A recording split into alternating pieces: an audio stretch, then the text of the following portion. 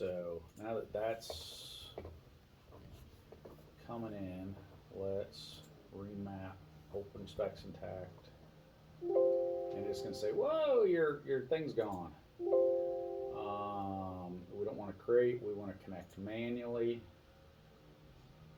Hit OK. And we are going to add, you have to add first before you can remove one. Oh. So we're going to go and we're going to go to, what the heck is it? OneDrive, there we go. OneDrive Documents, SpecsIntact, and hit Select Folder. And now we can remove that one, maybe. It's gonna let us, might not let us, maybe we gotta hit OK first. Anywho, it doesn't matter because we got the other one checked. We're going to connect to one that's already on there, which is going to be in that working folder. OneDrive, flank speed. Why are there two showing?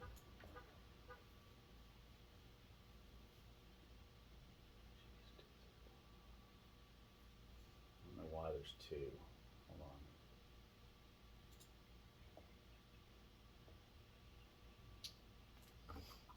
on.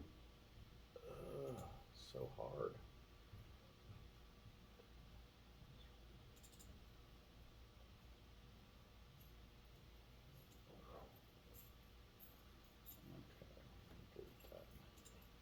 We're just gonna pause and then do the meeting, and then, or Yeah, yeah. We can chill and come back. Oops, I don't want that one. Okay. unless you guys want to sit in on it. I'm good. I'm afraid to get voluntold on something. So, like Ambrose. That was funny. That was funny.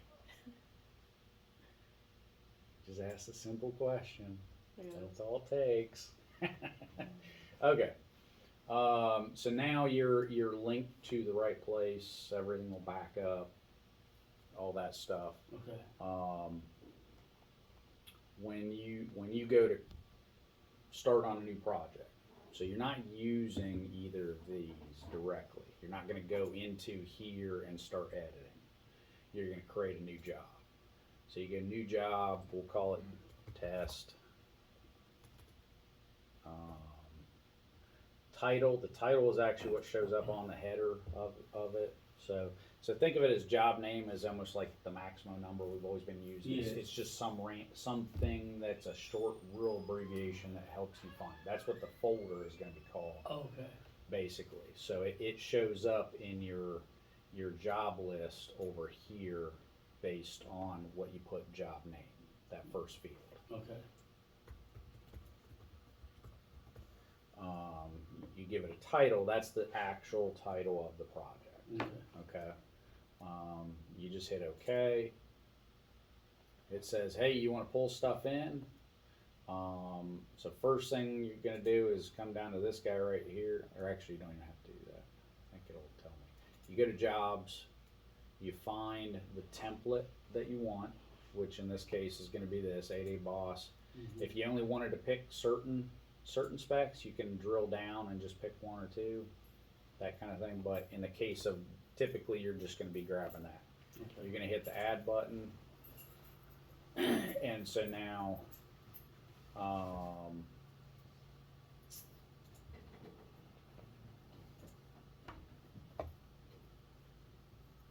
that's what I did. I didn't have a submittal spec in there. That's what was missing from this. You're going to hit OK. When creating a job, also added 2 sections required. That's the submittals and sources for reference. So I need to reissue this 8A boss with that submittal spec in it. Okay. That's the one that I forgot that I needed to do. Hit OK. You come to this. This is basically saying, hey, there's stuff in these that's checked. something's not right. Why did it bring? Oh, that's because that's the Smith one. Okay, so for everything that you brought in from that template, you just leave it alone, basically. Okay. If it's the 8A boss.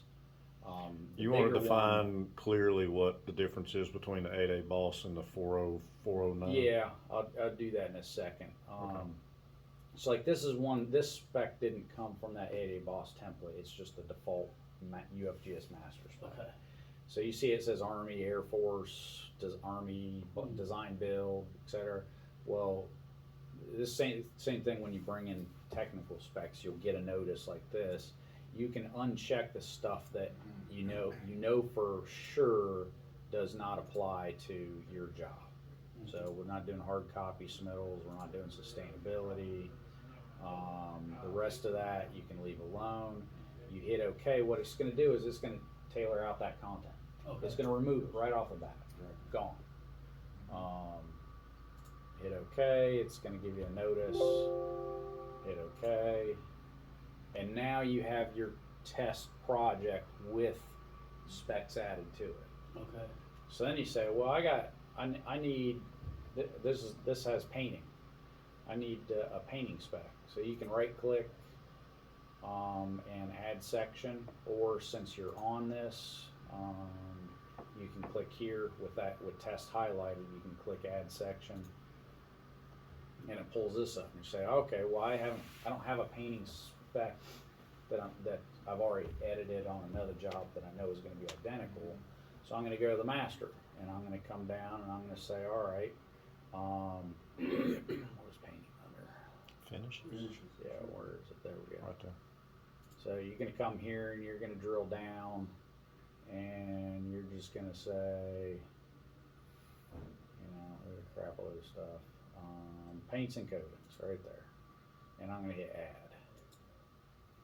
And then you got to hit OK after it. You always have to hit add and then OK. Okay. I don't know how many times I forget to do that and I screw it up. Come on in. Oh, you say you before you drew me in? Say, Sure is.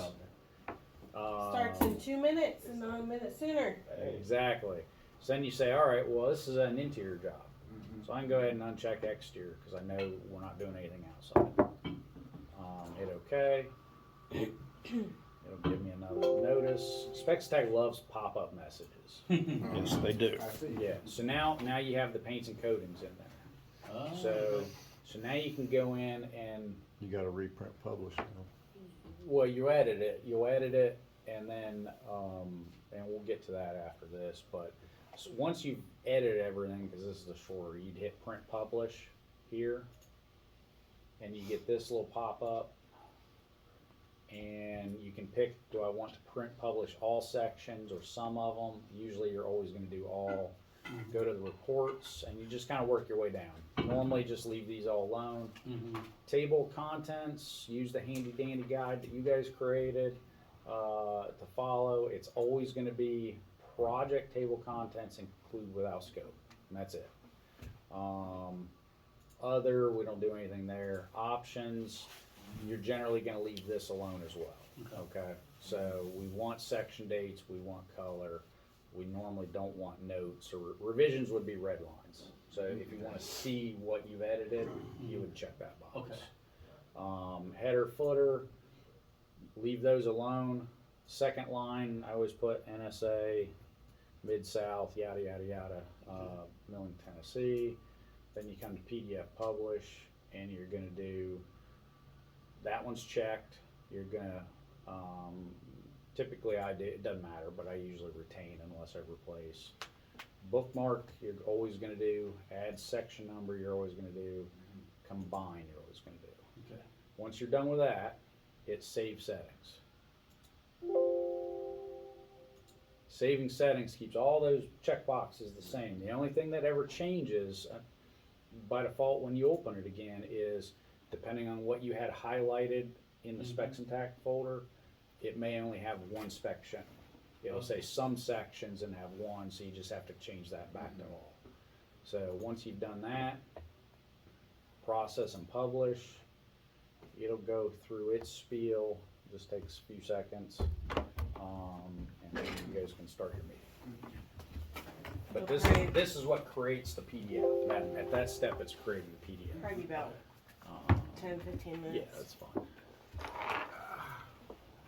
If LT will just keep his mouth shut. Not talk so much.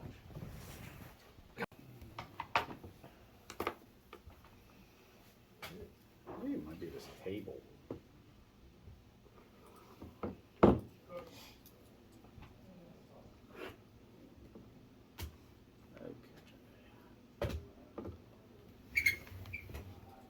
Okay, there we go.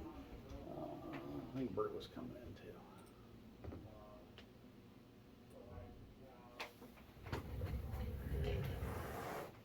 too. Okay, so, yeah, so we did print publish, and it created all these PDF files. So they show up here, and SpecsIntact's got better. You can actually drag it out of here, you can open it straight from here, whatever. But where the files actually exist is in your working folder under jobs, under the Gotcha. one Oh, print okay. data PDF. Okay, so these files are basically the processed files. You don't ever do anything with those. If you were gonna send a spec file, a working file as an individual file to someone, you would do the pull data. Okay. And it's a SEC file. That's the actual working ones. You can now, you didn't used to be, but if someone emails you one, an SEC file, like Ursula will usually send you an SEC file for the temporary environmental controls. You can't pull it straight out of Outlook. You gotta dump it to your desktop or something like that first. Then once it's on your desktop, you can drag and drop it here, and it'll basically import it into your jobs. Okay? Okay. So it didn't used to be that you could do that, but now you can drag and drop it straight into here. Okay. If you're sending a whole job to someone for whatever reason or backing it up, so like, my preference is, and we're not consistent with it downstairs, but my preference is when a job is finalized, at some point you go in and you back up the job as a zip file. That's right click, backup, which is the same process as bringing in a zip file that's for a project you don't have, like these templates.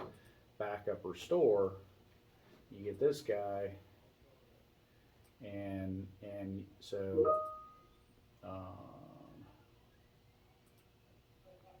backup jobs, you pick your job.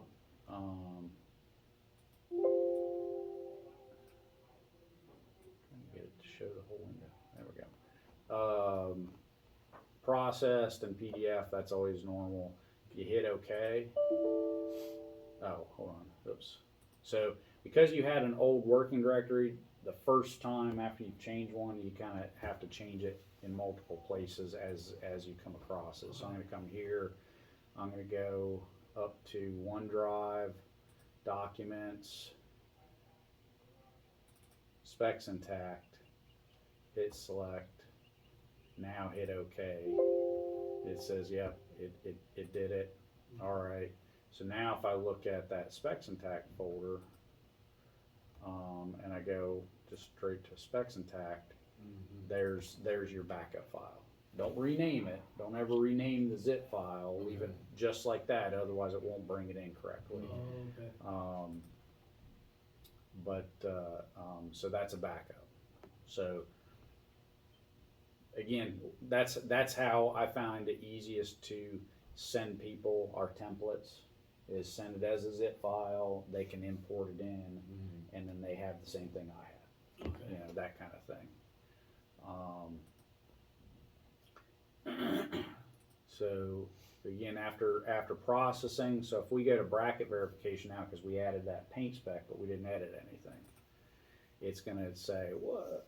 Oh, and there's the submittal section. So on the template, all we had was these three.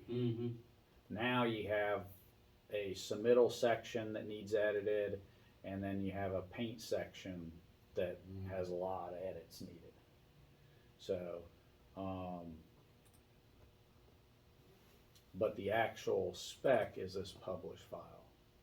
And so it creates, because we check the box, it creates the table of contents for you, or the bookmarks in the file. It creates the table of contents. The table of contents is hyperlinked. You know, so when you're done editing, the only thing you're doing is you're opening this file and then you're adding a cover sheet to it. Cover sheet. Yeah. And then that's it. That's your final spec for issuing for review or for final.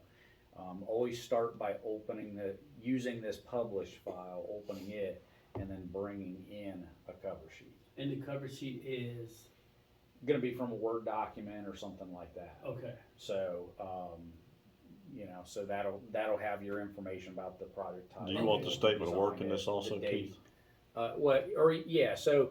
So it kind of depends on what the job is. If the job is a statement of work type of job, that statement of work also is basically your cover sheet. Okay, Cover okay. sheet, statement of work. and then The this Word is, document stuff, you're going to convert it to a PDF and then bring it into this. okay, Yeah. okay, And then once you bring it into this, let's do, this isn't my computer. So I was trying to go to one of my files. Let's see here, let's go. Where is it?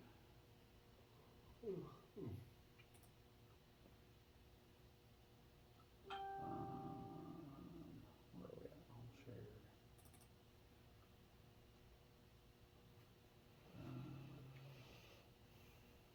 Maximo.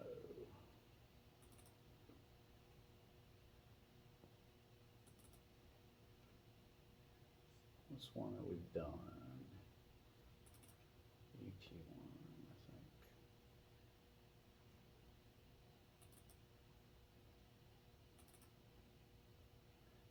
Yeah, so there was a Word document, and let's say we converted that Word document to a PDF, and that's that, okay?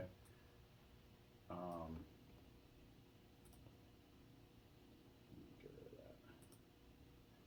You literally can, just drag on there? yeah, so normally what I'll do is actually drag it, change it to page thumbnails, Gotcha. or you can do organize, which basically kind of does the same thing. But either way, you drag it and see it tells you where you're going to drop it. So I'm going to drop that here just for the sake of dropping there. Okay, and now I got that in there. And then I can go back and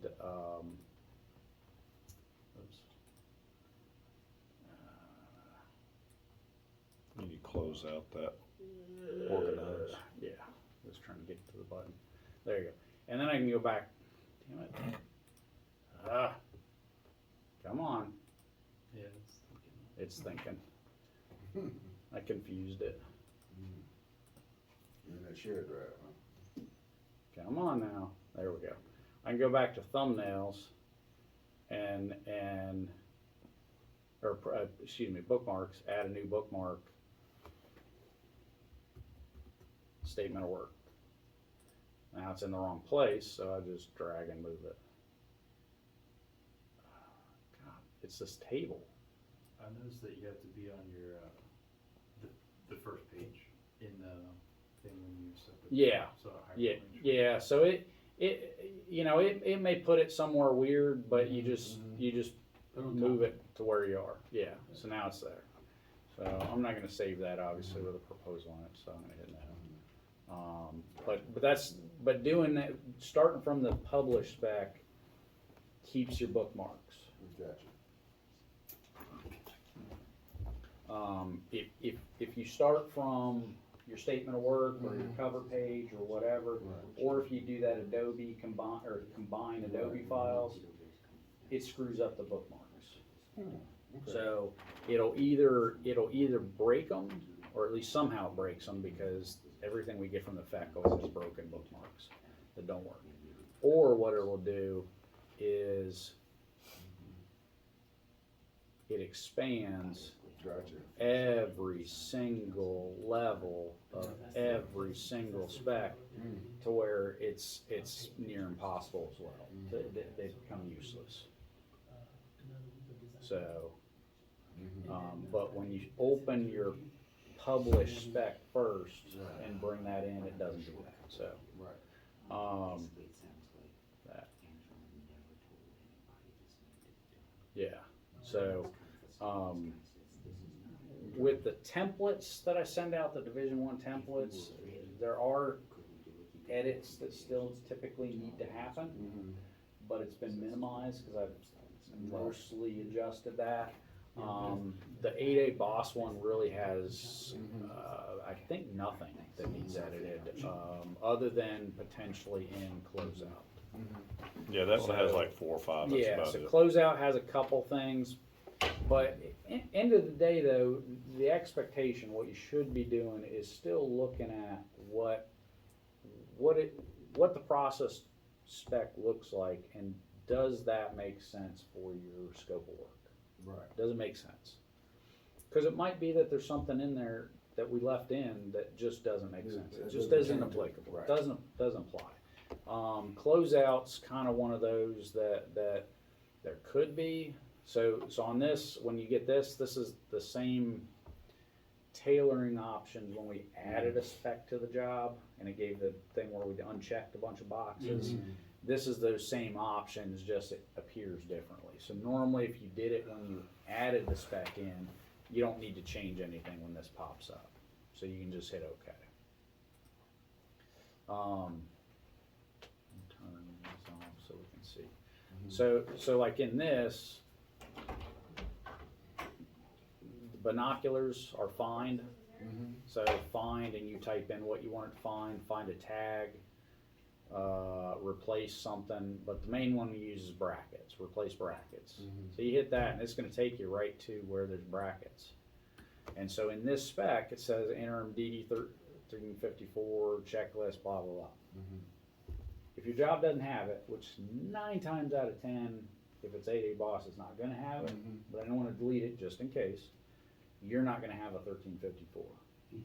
That's if you're adding something new that didn't exist. You're not replacing something, but you're adding something additional. Okay. I'm adding, 50 feet of additional sidewalk that didn't exist. If you're replacing it, that doesn't apply, but if you're adding anything new to the base, potentially you have a 1354. Okay, all right. That was So my next if question. I do have one, let me hit this because you need that. Hold on. Okay.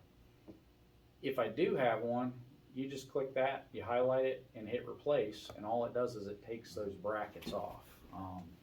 And so this is the bracket I'm referring to. There's one at the start and there's the one at the end of whatever's selected. So I hit replace bracketed text with the selected item above. So that's that. Okay. This one only has one option. Sometimes there's a whole bunch of different options there. So again, it's up to you as the designer to say which of these things make sense. It might be that you want everything that's highlighted. So you say existing text, just remove all the brackets.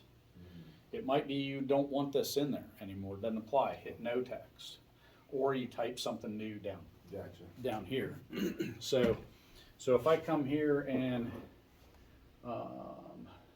I hit selected item and hit replace, now it jumps to the next thing so you can't see it, but it took the brackets off. Okay.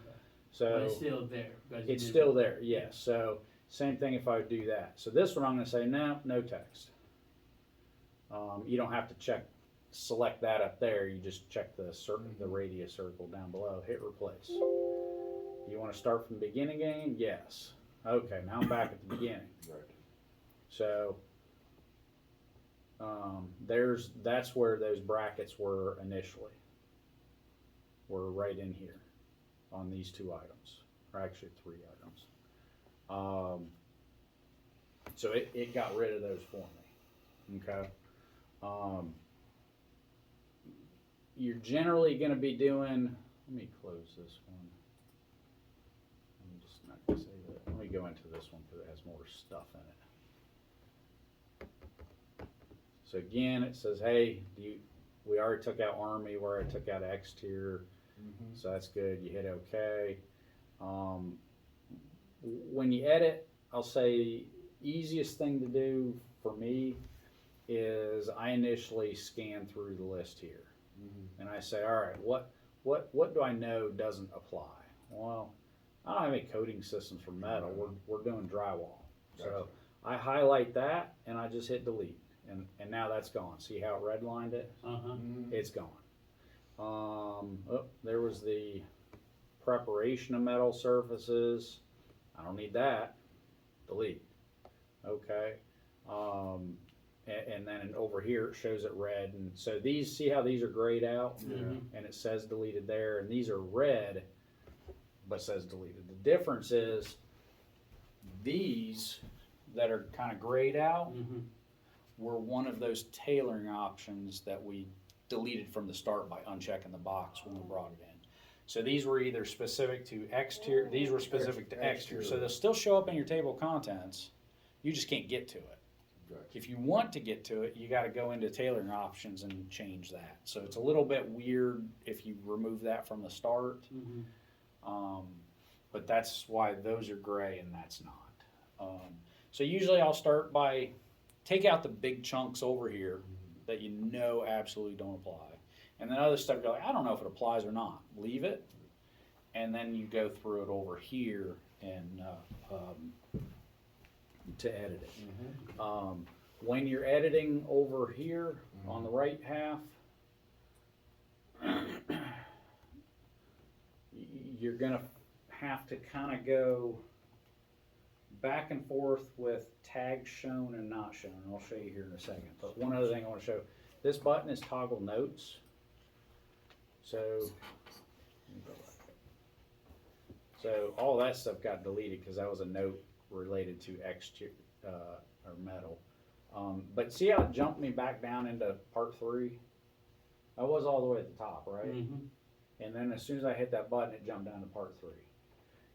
When you make a change to showing tags, showing notes, showing red lines, any of that stuff, it's going to go to wherever your cursor last was.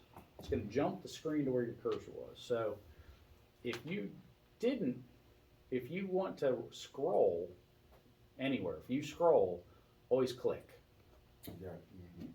Now my cursor's here, and I can turn that off and it stays there. Okay? But if I'm way down here, and the last time I clicked was there, and I happen to scroll up to the top, and I'm like, oh, I want to see the notes. It jumped me back down. That's very confusing. Why did it jump? That kind of thing. So just be aware of that. So notes are notes to the designer. So that's everything that shows up like this with these star bands. And then notes. Select only one of the following. So you want to read the notes, make sure that you're doing what it's saying, following generally what it's saying to do. But otherwise, those are going to be off. The intelligence of SpecsIntact is in the tags. So I just turned tags on. Now it looks like gibberish. It's hard to read. So you're going to be turning tags on and off a lot if you're editing on the right side.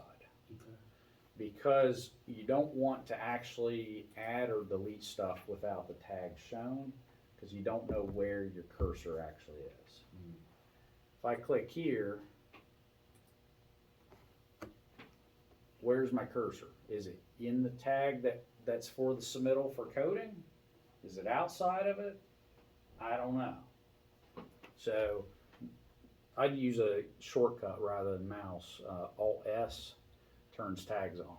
Oh, I'm within the submittal tag that includes G. Now something was deleted here. That's because we deleted sustainability. That's what that would have been, was something right there. But if I wanted to add a note or something in that section, I don't necessarily want it in the submittal tag. So that's why you want to always turn that on to make sure where your cursor is before you start typing. Okay? You can always turn it on, verify, and then turn it off, and your cursor didn't move. But you need to make sure you're editing in the proper place because each tag has a meaning. Sub is submittal. Those tags make it show up blue. They make it that item load onto a submittal register. It will generate a submittal register out of the program that we can give to the contractor. So that we're not reliant on them finding all the submittals and manual entry. That's also why I insist that our specs be printed to PDF in color, so that you can see that. It stands out. When you're scrolling through 500 pages, you can quickly scroll and see, oh, there was a submittal, what was that one? So the second set, so this is your submittal list, and if it's not formatted exactly like this, it won't show up properly on the submittal register. Okay. So normally here, what you're gonna be doing is adding or deleting. So you'd go and you'd say, and these are, I'll say, if you're deleting a whole line, it's fairly quick, easy to do, but, golly, why is it doing that? I don't know why it's doing that like that. But, so if you will say indoor air quality doesn't apply, you don't have to highlight the item like that. If you do shift delete, it will delete everything within, oh, this is painful, everything within that set of tags. So tags always are a start tag and an end tag. An end tag is always a slash and then the same name, item. So if I hit shift delete right now, that line goes away, that entire line. So see how it deleted out the whole line? Gotcha. So same thing goes if you say, I don't care about environmental protection, so shift delete. There it is. That whole paragraph and its tags associated. Where the benefit of this is if you've ever tried to use an outline structure in Microsoft Word, it's painful. Renumbering and A, B, C, A, .1, .2, .3, that kind of thing. SpecsIntact renumbers all that stuff for you. Okay. This was 1.6.1.1. Now that one is. It changed it. Good. If you screw up, that you can always undo, Control Z or undo buttons, or you might open something that you had started editing a while ago and saved and come back to, and you're like, you know what, that does apply. You can either highlight it, right click, undelete, or you can click just inside of the tag you want to remove. So this paragraph is only deleted in the program because it has deleted tags. So if you remove the deleted tags, it's no longer deleted. So I'm going to right click and remove tags, and what that's going to do is going to remove the first tag to the left of that comes to the left of your cursor. And it'll tell you, remove tag, you want to remove the deleted tag? Yep. And now the paragraph's not deleted anymore. You want to remove the text, everything should be within tags. Nothing should ever be outside of tags. It'll still print it, but the system doesn't fully comprehend how to use it. So like this, I could take this and say, I want to remove the text tag. Yes. Now it's just a paragraph. So what did it do? It changed the formatting. See how it no longer lines up with the paragraph below it? So that it moved over, it shifted this whole paragraph to the left instead of being indented.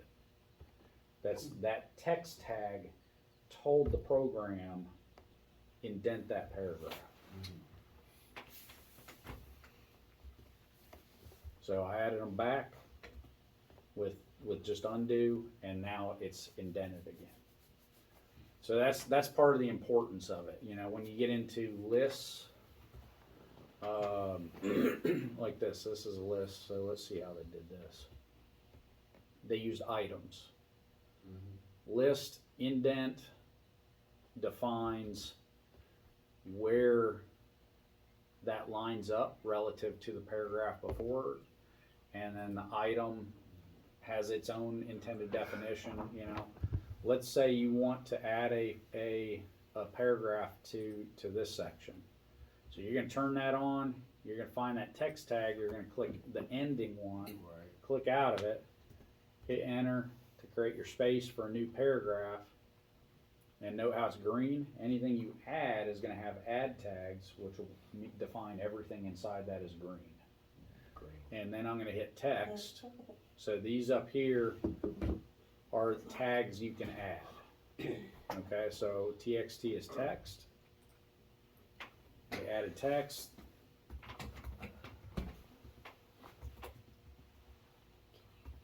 Okay. Oops. And so now, actually, yeah, let me zoom in. I forgot you can zoom. I'm blind too. Okay, there we go. That's a little better. So now there's a second paragraph within 1.6.1.8, whatever. Okay, and it's properly formatted because they used the tags for that. So I'm just turning them off with the shortcut key, which is Alt S. So that type of thing. If you need to add a subpart, so I need 1.8.9. Okay, let's say. So I'm going to turn the tags on because I got to find the end of 1.8. So this is the end tag. It's got slash subpart 1.6.1.8. This is where 1.6.1 ends. So I want to add a 1.9. Okay. So I need to be within 0.1, but past 0.8, the 1.8. Okay. I'm going to come up and I'm going to click SPT subpart. It added subpart 1.6.1.9. Gives me TTL's title, and then a bracketed subpart title. That is really annoying. I don't know why it's doing that. Ah, come on. TV's not really a good monitor. I don't know what it's doing. That is strange. Okay. So I can either use the bracket thing, and it's going to come here and it's going to say, do you want to replace? So it picked up 2 sets of brackets. So that's a weird, I don't know why it's doing that either. That's strange. So anywho, there we go. Now it's letting me. So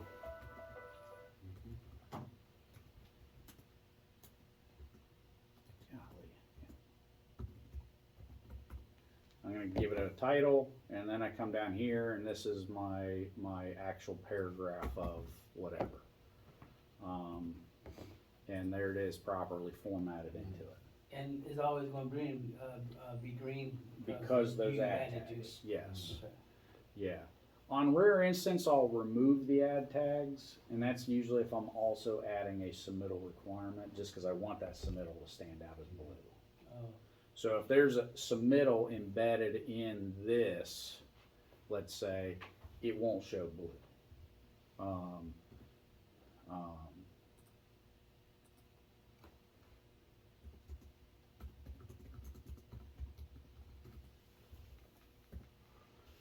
Okay, so let's say this is the title of my submittal. I can highlight it, and I can come up here and I can say, oh, there's, it's hard to see the color, but blue, there's the submittal key. I'm gonna hit that. Whoa, wait, this is a submittal that's not in the submittal article. That means the top section that lists all the submittals. Do you wanna add it? Well, sure I do. If I'm putting it down below, I want it above. So hit yes. Now it does this, and I'm like, holy shit, what do I do with this? All you gotta do is tell it what where it goes, what type of submit, is it product data, shop drawings, is it a pre-construction submittal? What type of submittal is it? So I'm gonna say, well, this is shop drawings. Classification, G, that means for government approval. That's the only one we'll ever use. Government approval required. I don't think we need to check that. Hit OK. It was updated, hit OK. So now down here, you can see it added, this is a submittal. It jumped me to the submittal section, okay? So it jumped me up to the submittal article and said, this is a submittal, because that's what I titled it, because that's what I captured within those submittal tags. It added the G after it to define it as a government submittal, government approval submittal. And if I scroll back down to wherever the heck I was, here, you don't notice anything different here, do you? Okay? But if I turn on the tags are there. So this would be an example of where I would generally remove the ad tags. Or potentially what I do if I want to get real fancy is I'll remove them. Hit yes. Now all of a sudden that's blue, right? So, because it's that. Oops.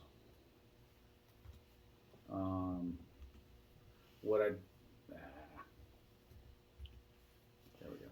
What I'd potentially do is come here, highlight that, and you can right click,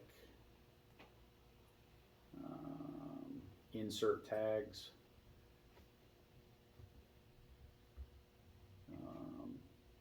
Sometimes it lets you do it. There's a way to do it. Anywho, you can add ad tags. I just have to figure out what it was again. Or at least you used to be able to. Maybe they took it away.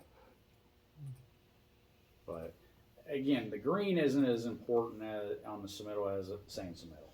Green does help a contractor to realize that something is different if they've seen this spec section before, because they've done other jobs. They can say, oh wait, something's different here. I'm going to ignore the spec anyways, but let me look for a color that says something got edited specific to this job. That's kind of the benefit of the green, if you will. Okay. So there is a way to do it, and I'm not sure, I can't remember exactly how, but anywho. So that's kind of the gist of going through it. RID, that means reference. So those, and that kind of purplish color, those are going to show up.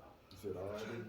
Yeah, Okay. there you go. Magenta, like right here, that's a reference. And then this is your references list. And so what it's doing actually is it's saying, hey, anything that's in here in your references list No. should also be in your sources for reference. This file is basically telling the contractors that, hey, if you have a reference for Acoustical Society of America, ASA, this is where you go to if you want to get a copy of that reference. Okay? They'll have to pay for it probably, but it syncs the two there. Okay? So this is generally a spec that you always include, but no one's ever going to look at it because you can just go to Google and figure it out too. But contractually, we've provided that information to them. Does that make sense? Yeah, so basically you go through, do all those changes. Yeah, this is an example. Here's a good one. Let's do, if I do bracket thing here, it's going to say, all right, which items apply? Well, we got carpet and we got unprimed gypsum. Selected item above. It's going to keep those two. I hit replace. Now it goes on to the next one. You know what? I don't know the answer to this one yet. Yeah. I want to come back to it. So just hit ignore. it goes to the next one. Indoor air quality, I don't care about that. So no text, replace. Now we're down here, coding contractor qualifications. This is just painting a wall, we're doing a minor renovation. I don't care about that. No text. Paints and coating is actually a pretty challenging spec to edit, but, provide that, no, I don't want that. So basically you let the program kind of guide you through what it expects as a minimum. Okay. But again, you'll still have to go through when you're all done with that and say, all right, what's left? Do these other paragraphs apply? Because it's only taking me to what it was bracketed, what it said, these must be edited. These are things that should be selected or not by the designer. But again, there could be other stuff that matters. I think that's where I had the most difficulty editing was once I got through all the brackets. Now there's all this other There's stuff. all this that I'm other like, stuff. man. Yeah, and you're like, well, what do I do with it? Now I'm That's the challenge, especially on Delete yeah, exactly. And that's where the left side comes into play. It's like, yes, delete. That was a huge upgrade when they did that. And shift delete, because that didn't used to be there either. So you get all said and done, you close out, make sure you always save your changes. And then we're gonna go print publish. Oh wait, hold on, I don't want sources for reference. I want everything. So you can either check the box there, or you can Gotcha. do that. I just always do everything, it's just easier. None of this stuff changed, it already has that selected. It has these. You can see the submittal register if you want.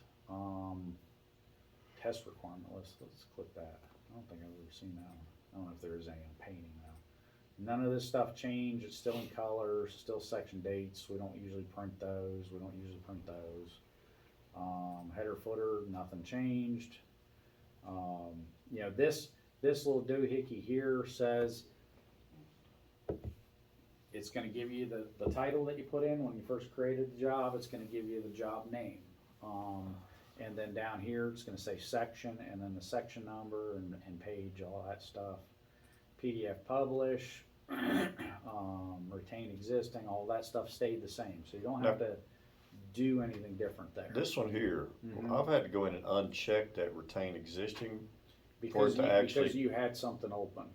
Because you probably had this folder open, and not this folder. Let me go back up. Documents. And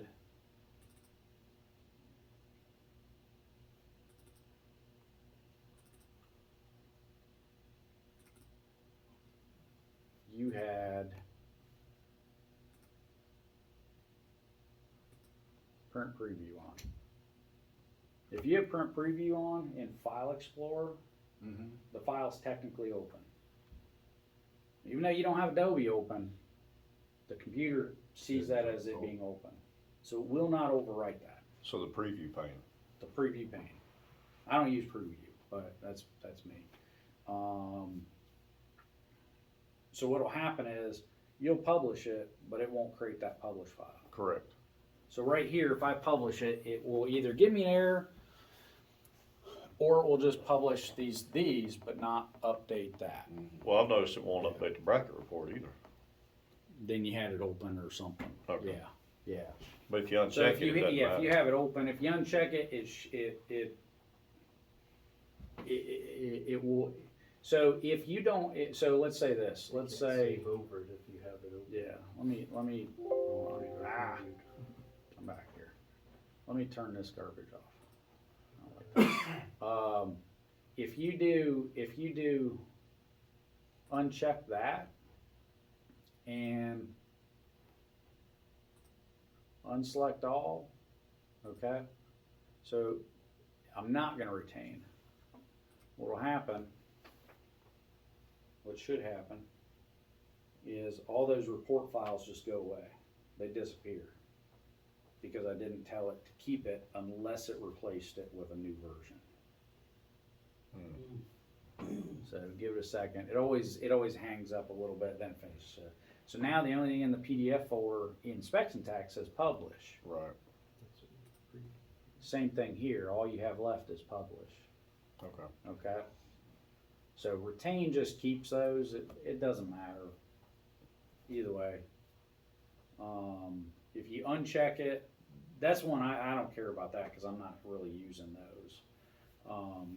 Because all of the end of the day, when you're sending out for review, what you're sending out is that publish file, renamed to the job, cover sheet or statement of work added to it. But that's the only thing that you're extracting and sending out to people. Okay, all those report files are really just for you. Now, ideally, at the end of a job, again, we're still not consistent with it downstairs, so I don't expect you guys to be consistent with it.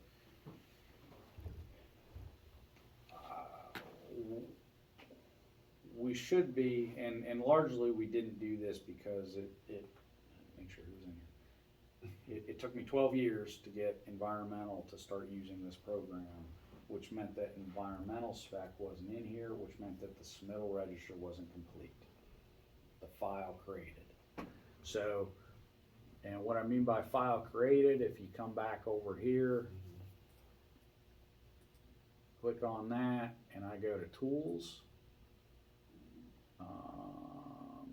Was it tools? No, process, export submittal register. So from here, even though it says it'll do a spreadsheet, that's hit or miss because NMCI screwing with our Excel. Do it as a web file. Make it, I do color alternating by section. That's personal preference. I do bold lines, but again, it doesn't matter. Whatever you want. Make sure it's going to the right place. This is the OneDrive. We updated it in the one place, so it fixed it on this one.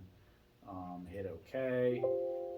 It says success. Hit OK. And now you have a exported subfolder and this guy, which is an HTML file, a web file. When I open that, it should open in Excel.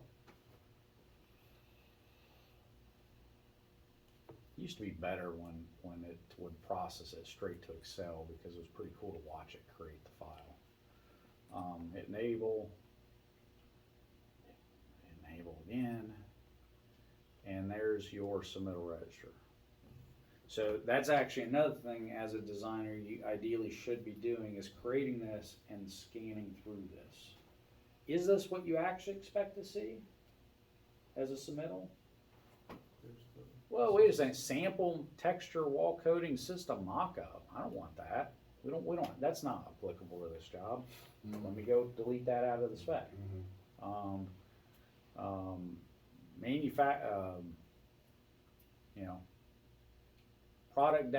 Product data sheets isn't government approved. No, I want to approve that. Well, you don't have a G in that submittal article where the submittals are listed. You don't have that G after it properly. That's now you know to go at it.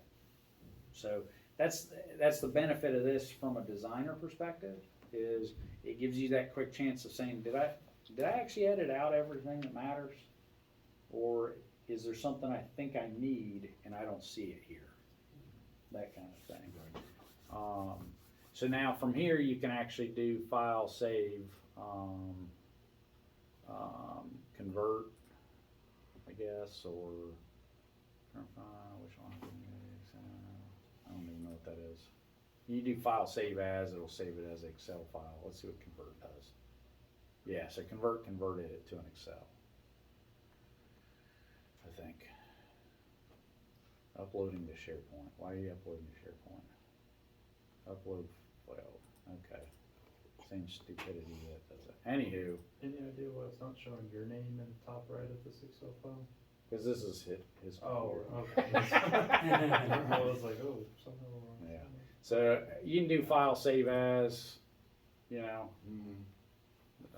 browse or whatever, this PC, wherever you want to save it.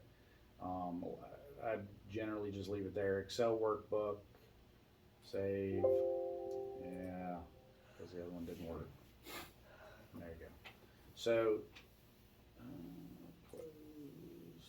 Okay, it doesn't show here though, okay? Cause that's not what this program generated, that's a file that got added to that Windows File Explorer folder. So if I go to here and go test, I now have an exports. I go into exports and there's the two files, the Excel version and the HTML, okay? But again, it doesn't show up here because that's basically just a file that got added to that folder, that Windows File Explorer folder. It's not associated with SpecsIntact, so SpecsIntact isn't recognizing it. Yeah. So those are the, I'll say the highlights of it. When you're opening SpecsIntact, it will often ask you if you want it to check for a new version of UFGS Master Spec. Always hit yes. Basically what it's doing is it's replacing this guy down here. And we always want that to be whatever the most current is. Difference in the two, don't forget that. Difference in 8A. Oh, yeah. So 8A boss, that's what we're calling on the ops spreadsheet as 8A SAP. Basically, we're going to an 8A contractor who's basically using KGS as their execution agent. It's, I'll say, very simplified, dumbed down Division I requirements. So Division I is the administrative controls. Project superintendents, quality control, safety oversight, submittal expectations, scheduling expectations, all that stuff is in Division I. And so I've minimized that to minimize the cost associated with it, basically. Hey, if you're using KJS, they already have a QC program in place, they already have a safety program in place. We're okay with you just using that. Now, if you don't use that, then okay, you gotta do some other stuff. But that's kinda generally speaking how these have been tweaked down. Boss contractor specific. If utilizing the boss contractor as a partner or subcontractor, yada, yada, yada. That type of thing. Scheduling, basically we've allowed them to use Microsoft Project or Primavera, I think, or even bar chart, I think. Just do something. Coordinate it with us a little bit. That's all I care about. But 9% of the time, we're gonna be using the 8A boss. For smaller stuff. So if the project actually going to KGS as a task order, then really we don't need to add these. Environmental usually always likes their spec added. And if they do, you still can create a job for in here, load just that one spec into it, and publish it. And then you have that PDF and you can add your statement of work to it. Okay. But you may have some, even whether it's KJS task order or this 8A boss or something bigger, you may have technical specs that you want to include as well. So you would generate them here and then add that. Why don't you generate one right quick if you can, just showing, hey, this is just a simple task order project. So I don't have access to my files. Let's say project. What's one that we've done that's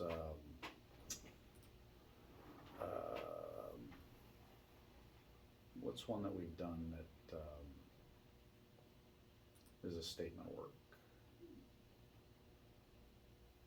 Like I'm doing the one for the LCC where I'm doing up a statement of work just for drawing up those guardrails on the platform. I was thinking one that is, let's do 751 sinkhole. I think that, what am I looking for? I'm looking for maximum. So, maximum 24.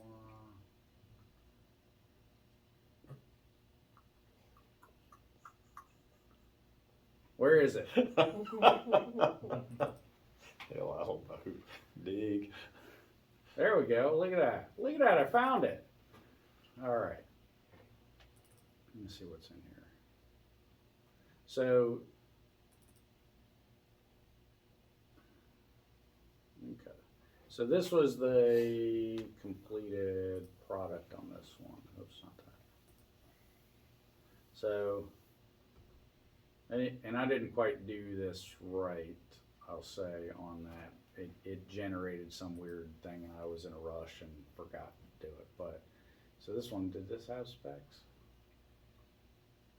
Okay, so this is an example of where I didn't do it the way I want it done because I was trying to get it out the door. So this, and it, because it started before we kind of more defined this process. So this is one where environmental gave us a Word document as a spec. So I said, all right, we just copy pasted the Word document into the statement of work Word document. That's not really what I want. That's not the right way to do it. You lose stuff that way. What should have been done, and I don't think any of that's in the review, is take the statement of work, convert that's a Word document, convert that to a PDF, come over here to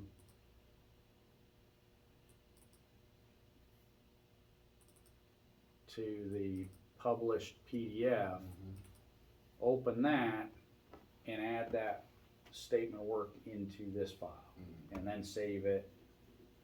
And is that where you go at, on this side to, add that statement of work? Well, yeah. So the easiest way is right here, clicking Okay. thumbnails. Got it. You can do it from organize, the organize doohickey that's over here somewhere, Mhm. right there. But you just turn the thumbnails on, you can drop it right there Okay. too. So if I come back over here, not that one. If I come back over here and I say, let's say it's this right here is maybe just it. I come over here, I dump it. Mhm. Takes it a second to think. I say, okay, well now I want to add bookmarks. For, you hit the add button, cover, hit enter. I'm gonna move this up, or actually I didn't even have a cover sheet on this. Again, this isn't a good example, but let's say that was the cover and this is where your statement of work starts.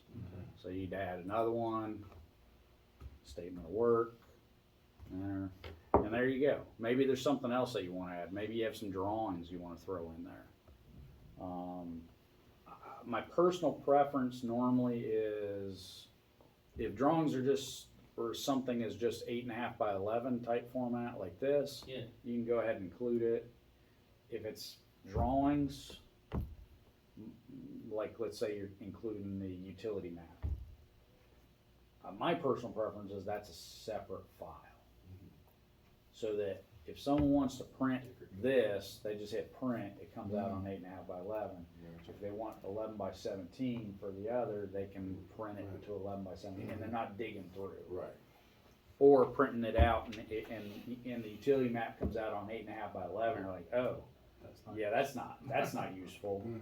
So again, it doesn't matter. Main thing is we're getting it to the contractor. The contractor can find the information. But if And you were just that's why starting over bookmarks with are important. a small task project where you don't really need all that other, are you just creating some new file on SpecsIntact? You're not using the 8A or the If Division it's one. if there are no Division 1 specs needed, so boss task order, right. true boss task order, you can do it either way. You can either add it, if environmental gives you a SpecsIntact file, then you're going to load that into SpecsIntact and you're going to generate it as a PDF. Because you can't take an SEC file and just make it a PDF. Okay. You're going to do that through SpecsIntact. But you're still going to use either the 8A or the other one. Well, no, in that case, because that's not in there. You got to add that to it. Right. So if it's just a boss task order, you don't need the 8A. You don't need the, either of these templates, okay? So you can just create your own little project. Yeah, you're gonna have just a Word document statement of work, Mhm. and then if environmental gives you a spec to add to it, and that usually happens at review. You can ask them before that, and ideally we all should ask them before that, so that they have more opportunity, and especially if they've gotta do testing. That's one of the things that delays finalizing a design is we all end up waiting too long to engage environmental so that they can go out and do some testing. But from right here, how are you creating that project? So what I would do on that, where we just have that environmental, Just start a new job. I would do new job. Okay. And you can give it the actual name. Right. And define it, or you can just say, ENV, and say, ENV, task order. Or whatever, it doesn't really matter. Right. It's not critical. You hit OK, it says, it includes these, you're like, I don't want either of these. So I'm gonna hit, I don't know if it'll let me delete right from here, but let's try it. Now, it won't let me delete from here, so you just hit OK. We're not gonna add anything to it. Mhm. Oh, that's a good Now I- point. You now I probably need confused some it. real procedures and reference Right. modifications for task order. Yeah, now I've confused it. It's kinda- mad. I thought those were the minimum ones that you're always gonna have, but task order is. Not, the exception. yeah, not in that regard. Hold on. Okay. There we go. Okay, so you hit cancel because you didn't actually add anything. So you can just cancel out of that. Then you come here and you say, all right, I want to get rid of both those. Let's hit delete. Do you want to delete them? Yeah. Okay. I deleted them. There's another pop-up. You drag your Environmental spec. environmental SEC file from your desktop into here. Mhm. And then you just print publish it. Print publish it, and now you have your PDF of just that spec. That publish, Yeah. and now we Now, can in do the that, statement so of work. with that, what I would do is actually turn off the table of contents. Don't have it print generate a table of contents. In your statement of work.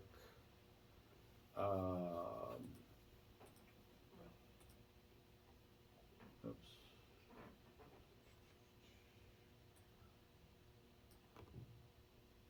Let me see that somewhere. Thought I saw it somewhere. What you looking? Because I got a project that, actually does There you that, Ursula sent me, That's environmental, specs Mm-hmm. that I'm trying to, add to my statement of work. Did she send you the SEC Yeah, file? yeah. Yeah, so that's how you would do that. So you can either create it specific. My recommendation would be when you do new job, Yeah. give it a job name and title that is actually specific to that job, Uh-huh. not something generic. Yeah, Even though it is just her spec or one or Mhm. two specs. Just because it helps for tracking purposes if you ever have to go back to Mhm. that specific job. Because she does change that spec from one job to another. okay.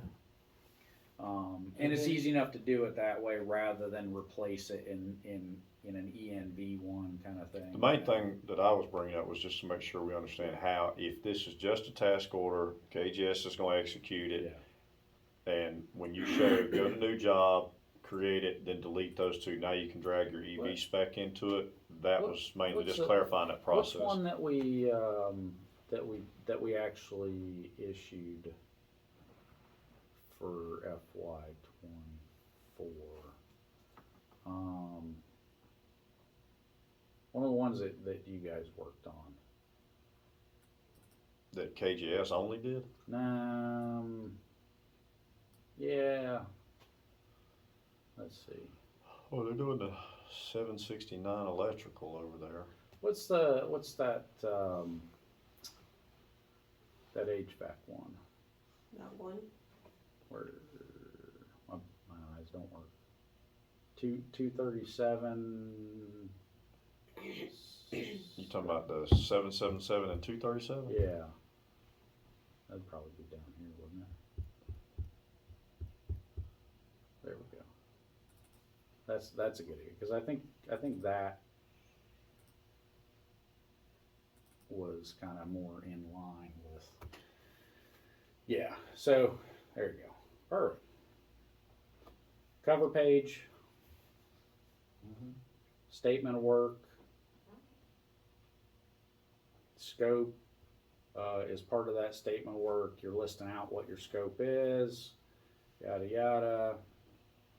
More scope, project specifications.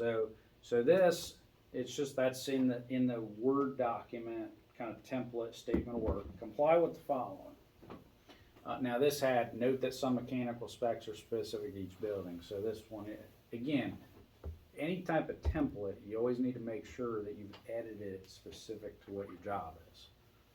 So then you come down here, and now this one did go 8A SAP, but it's the same idea. If this was going KJS, we wouldn't necessarily have these Division 1. But we might still have some technical stuff in there. Because this isn't one that's KGS gave us a proposal and we're just awarding based off of that proposal. Let's say we generated a statement of work. With that, this one happened to have some technical requirements, so we included some technical specs. Right. So as a result of that, we did those in SpecsIntact. So if it was just a boss task order that's, paint this room, okay, you don't need a technical spec for painting, not unless you really want it. You don't need any Division 1 other than if environmental gives you something. So potentially you have environmental. So if all you have is environmental, what I would do is right here, project specifications, I'd say comply with the following and just manually write below that 015719 temporary environmental controls. And then you would attach the processed version of that, the PDF that was generated from SpecsIntact of that spec, just like I added this. Okay. So you can either add a table of contents or not. It doesn't matter in that case because it's just one spec. Okay.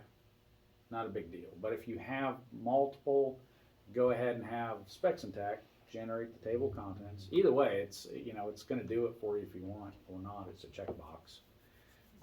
Here, what I did is I manually went into the PDF and added, broke it out. Building 777, building 237. Because I wanted to make sure they understood, hey, this applies to that applies to that. And then I went down here and I did the same thing.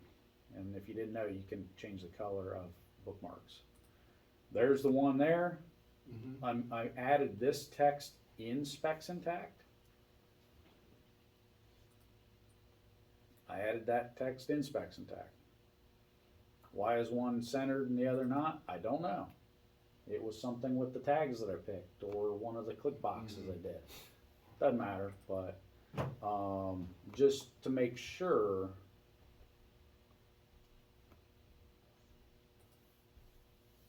that, so see how even on, that's what it was. Okay. Partly. There's the job name. Know how that's 777? So I actually had, when I pulled this together from Tim, he sent me two different SpecsIntact jobs. One was 777, one was 237. So I processed them separately and then just merged them into a single PDF, I think is what I did. Gotcha. So, but that doesn't matter. You could, if they weren't the same one, because see how this spec is in there twice, decentralized. It's in there. So because it was in there twice, we didn't want to do the edits for both buildings in one spec because now it becomes which is for which. Because there were different choices made, one versus the other. So this was a little bit confusing on how we did it. But again, the goal is to make it so that it's, assuming the contractor reads it, it's straightforward enough to them to understand what's what. So,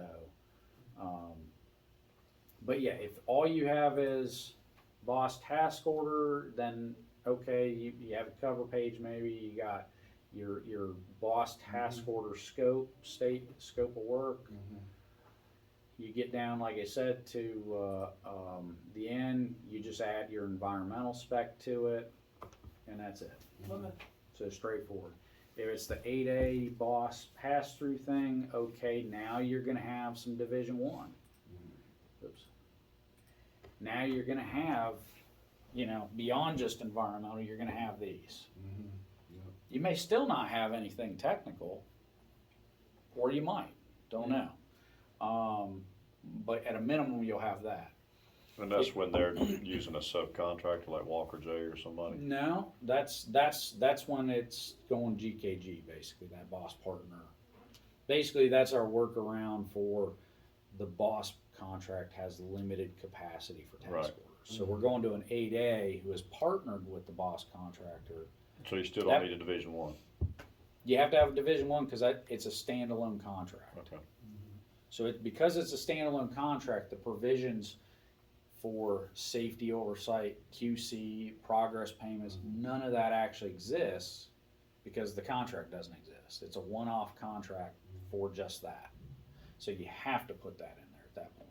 Okay.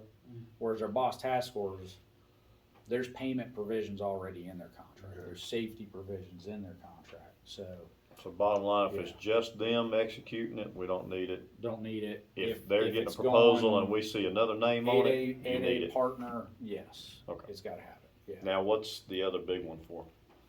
Just so we can get clarity on that. Anything else? Anything that's not going in one way or another Through KJS? to KJS, yes. It's our FEC Mac. That's one that's on there. Yeah, so Division 1, PWD Mid-South, and then this is a date, 2024, April 9th. Okay, that's when I issued that and sent it to everyone. Right. I think I've updated this since then. And so if I update one, arguably what you do there is you just, Open it, drag it. what, no, come on now. Delete the old one out of there just so you're not getting confused because it no longer matters. Right. Did I issue that? Let's see here. Let's go to,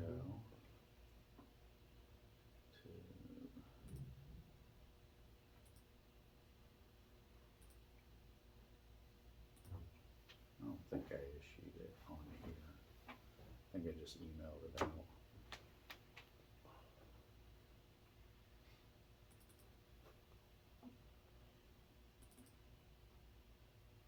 Yeah, that's still the old one.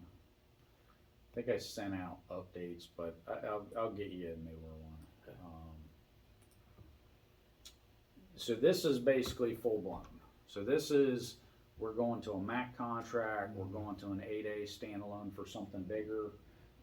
So like the underground primary, voltage regulators, whatever it might be. Replacing the glass block on 789 because that was an 8A standalone, unrelated to KJS. It's going to have the full Division 1. So full Division 1 has a lot more edits to it.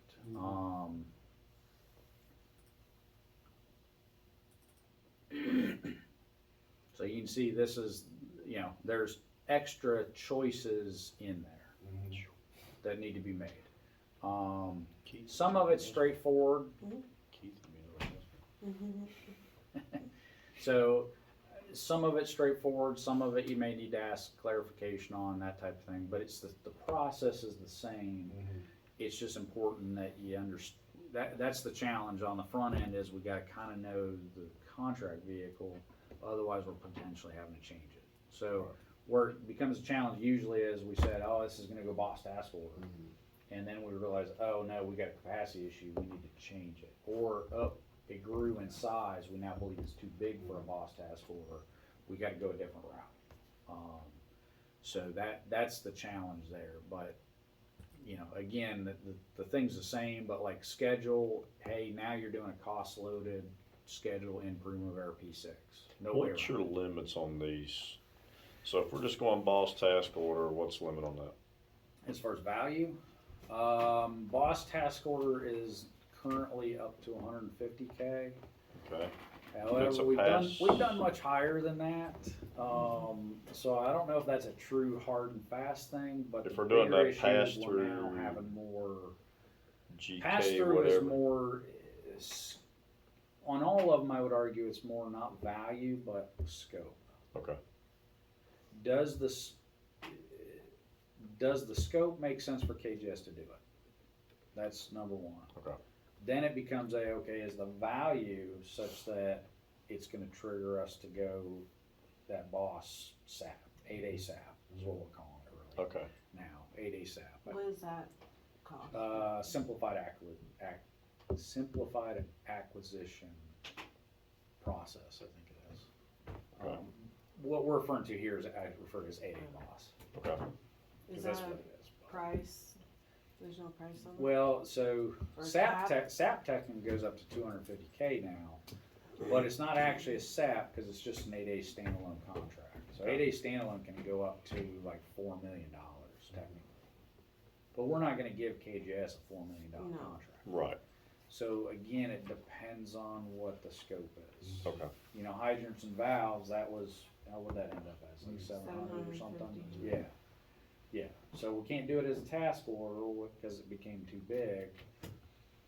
But it's still in But it still within made sense for it to go through KGS because they have to coordinate all the outages, they gotta turn the valves, all that stuff.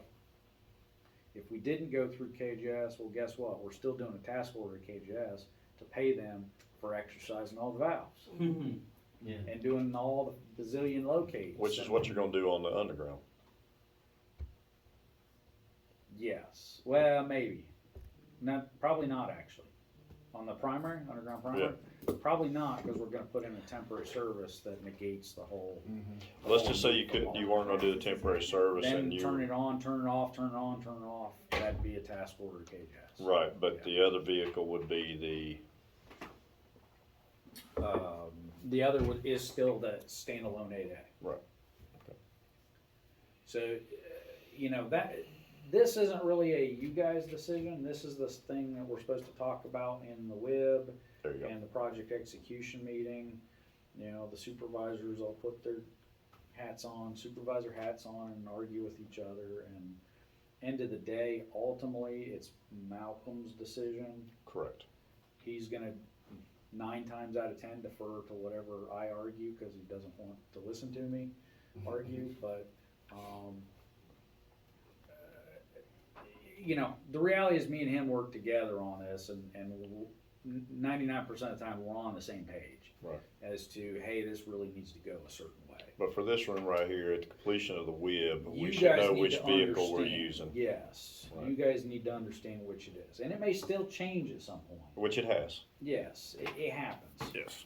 But we strive to minimize that. Sometimes it changes because it sat on the shelf for 2 years. Right. You know, and on those, a lot of times, really, what you need to do if you put a project together and it never moved forward, and 2 years later say, hey, let's move forward. Expectation is the designer pulls that package up and looks through it and says, yeah, everything's still good. Normally, Division 1 is going to have to get changed out, but there's not that much that you guys would have edited in Division 1, especially on 8A boss, that type of thing. Right. You know, that's where, for the most part, with the exception of closeout and O&M, there really isn't much that's being selected up here. Summary of work, you're typing something into. Work restrictions, you're typing something into. Right. Now, and I'll say actually this, that raises a good point. 8A boss does not have a work restriction spec in it. If you have known expectations that we're gonna put on the contractor that restrict how he's gonna do his work. Mm-hmm. It's gotta be written somewhere, period. If it needs to be a weekend Mm-hmm. to happen, Right. we gotta say it's a weekend work. If we don't, they don't have to do it on a weekend. So that It brings doesn't up, matter that NPC or Navy Recruiting says, nah, we're not shutting down. Well, someone's paying the contractor Right. extra. so that brings up the point, and I know what I've dealt with down there, Milcon and above. Mhm. And this question has always been raised. Yep. Which one supersedes? This or statement of work type thing? So let's just say you this didn't is outline work all- restrictions here, but statement of work, in there was a line item that said cannot work. Arguably, since we're combining it all together, it's one document. Okay. So if you, a fully designed job has two files, drawings and specifications. Specifications always take precedence. Mm-hmm. Meaning, whatever you put in these specs, that's what the contractor has to follow.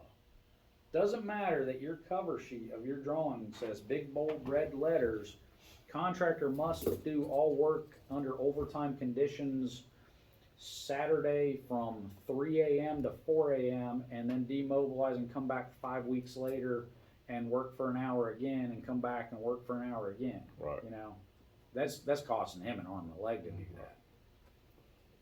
If this says work is Monday to Friday, 7 a.m. to 4, guess what? Contractually, it's Monday to Friday. And that's 7 where we a.m. to ran 4. into it, because they would have cloud sections on the drawings, Mhm. and the contractor would say, No, so sorry, that's Right not there. in what's in this. specifications always take precedence. Right. So that's why it's important to have that. So, yeah. So if you have something that is like that, then really you need to put that in your statement of work. Or when you come down to test here, They don't need this conference room at 11, so you guys Oh. are good. Oh, okay. shoot, Awesome. yeah. I was getting Okay. ready to go. Yeah. I didn't realize what time it was. If you put your job together and you have that, you may say, you know what, even though it's going to KJS, I want that in there. Mm-hmm. So you can go to here, you can pull this one from there. So let's go and do that. So I'm in test. I'm gonna right click, or you can click the button above, add sections. And I'm gonna go to jobs, Gotcha. and I'm gonna find that other template, which is this one. I'm gonna drill down and find the actual spec that I want, that one right there. I'm gonna hit add, I'm gonna hit OK, I'm gonna hit OK. That looks all good, I'm gonna hit OK. Nothing was tailored, and there it is. And then I go in here and I say, all right, let me open it up and start editing. Hit OK again. You can turn that off. I like it visible because sometimes you don't remember what you unchecked when you first Right. brought it in. But normally all you're going to do when this pop-up happens is just hit OK. If you've hidden a tailoring option that you didn't remove when you first brought it in, be aware you can get that back by going view tailoring option, Oh, okay. and you can recheck it. But when they're redlined, it's a little bit weird, but it'll ungray it. It'll still be deleted, Right. I think, but it's not grayed out, so you can actually Right. see the content Gotcha. and bring it back if you want. So then I'm gonna come here and I'm gonna say, all right, let me go past all this gibberish, and let's turn off red lines so I can really tell what I'm doing. Special scheduling. Okay, what do we want it to say? Contractor must not use. You can change that. By the way, that's on lists. Mm-hmm. It's easier to just write not used, because lists do not renumber. List do not read. Yes, so lists do not renumber. So see that list indent Okay. A, B, 1, 2, that type of thing.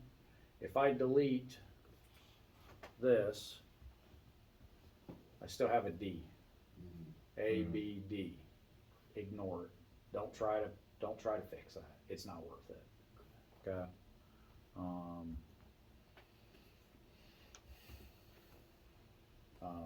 These, it matters, the subparts and all that stuff, but everything else. So this, whatever was there, I didn't like it, so I just put not used, and we have materials, blah, blah, blah. But this section is really where you're gonna say, hey, we expect, normal working hours are this, but when you do the outages, they're gonna have to be after hours, they're gonna have to be on the weekends. They're, hey, the painting's gonna have to take place after hours because the admiral won't give up his space during the day, that kind of thing. So, the other stuff, maybe it applies, maybe it doesn't, this is really, so again, this one I don't include in there because contract, KJS already knows. So rather than add this whole spec, in reality, you're probably just gonna say it in the statement of work. Right. But it's gotta be said somewhere. It's gotta be said somewhere. As long as there's not two different, Correct. yeah. That's where the challenge becomes. If you put it in two different places and you don't say the same thing, Yeah. it creates a conflict. Yes. When you have drawings and specs, 9 times out of 10, you edit it in the drawings the way you want it, because those were made just for that project, whereas a spec you might have copied from somewhere else Yeah. as a starting point. And the specs take You always part. got to be cautious copying from another job. Technical specs, arguably, you're never supposed to copy from another job, but we all do it because it's easier. But that's where you got to go through and look. Was a newer version issued? Maybe there's drastic changes between the current technical section version and the one that you want to bring in from something previous. I always got to yell at the guys downstairs on that one because some of these are painful to edit and they don't want to edit it again. When you got over 100 pages of concrete, that one sucks. Yeah, but this is also talks about base access and all that. In reality, this probably should be in that 8A boss one, and when I reissue it, I might end up including that. Because again, that's a standalone contract. Right. So that means D-bids, base access isn't actually defined in that contract anywhere else. Right. So I probably will add that back in. So we can expect some updates from you soon. Sure. hold your breath. Hold your breath. Occupied buildings. This one, maybe there's stuff about it. There's utility cutover stuff in here.